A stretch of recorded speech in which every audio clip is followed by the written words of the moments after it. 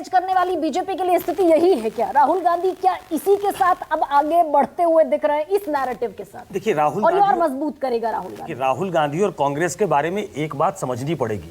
कांग्रेस एक national party है। कल को जब इतिहास लिखा जाएगा तो किस समय आप कहां खड़े थे, इसकी जवाबदेही कांग्रेस की होगी।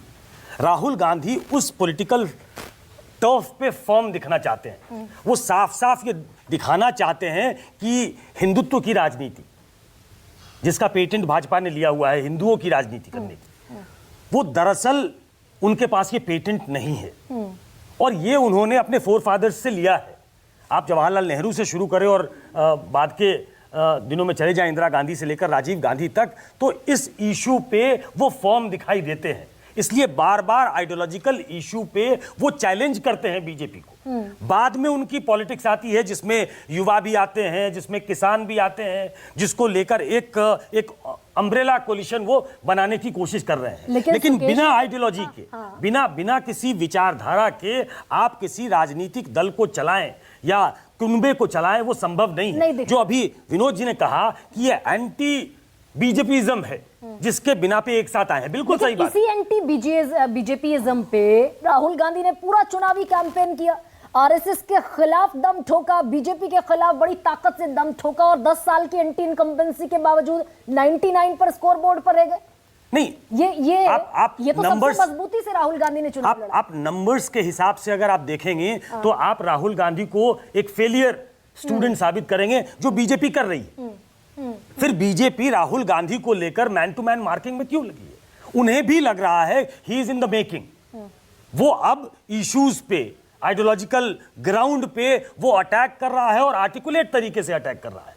उनके सामने इनर कॉन्ट्रडिक्शंस हैं, चैलेंजेस हैं जिनको उनको सामना करना पड़ेगा राहुल गांधी को, जिसके बारे में मैंने इशारा किया।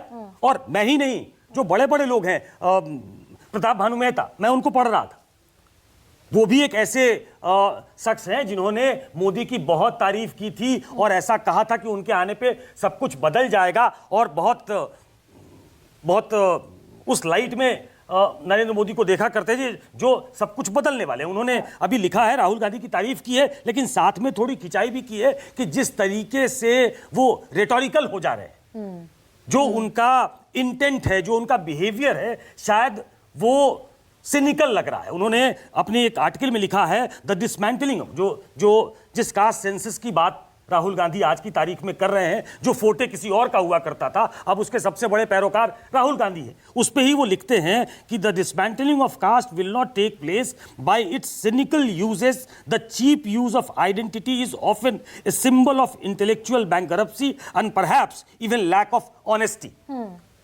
तो ये आपको अपने इंटेंट से, बिहेवियर से दिखाना पड़ेगा कि आप कहां खड़े हैं। आप सही में क्या ऐसी सोसाइटी बनाना चाहते हैं जिसके बारे में संसोपा कहा करती थी कि आप संसोपा ने बांधी गांठ और पिछड़े पावे 100 में 60। क्या आप वो सही में करना चाहते हैं क्या? लेकिन सुकेश, इन सारी चीजों के बरक्स एक बड़ा बैगेज भी राहुल गांधी लेकर चल रहे हैं।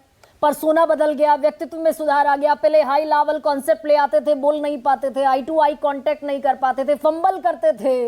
ये सारी चीजें अगर लिखी जा रही हैं अलग अलग आर्टिकल्स में, और इसमें बेहतरी हुई, राहुल गांधी ने अपने व्यक्तित्व में सुधार लाया, लेकिन पूरा बैगेज भी चला आ रहा है क्या? वो भी एक बड़े डेंट के तौर पर, बड़े गड्ढे के तौर पर राहुल गांधी के साथ जुड़ा है। देखिए, आप 2004 से लेकर 2024 every day is a learning process. आप ब्रांड मोदी और ब्रांड राहुल की बात करते हैं। नरेंद्र मोदी का 50 साल का सार्वजनिक जीवन है, चाहे वो प्रचारक के तौर पे हो, चाहे संगठनकर्ता के तौर पे हो, चाहे चीफ मिनिस्टर के तौर पे हो, फिर प्राइम मिनिस्टर के तौर पे हो। आप उनको क्रिटिसाइज कर सकते हैं, आप उनकी विचारधारा की आलोचना कर सकते हैं, लेकिन 50 साल के आसपास उन्होंने सार्वजनिक जीवन में अपने लगाए, तो हर दिन आदमी निखरता है।